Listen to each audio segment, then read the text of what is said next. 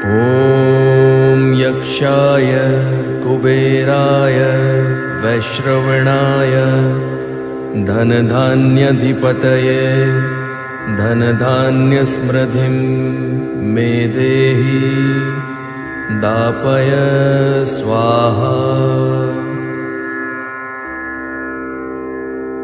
ॐ यक्षाय कुबेराय वैश्रवणाय धनधान्याधिपतये धनधान्यसमृद्धिं मे देहि दापय स्वाहा।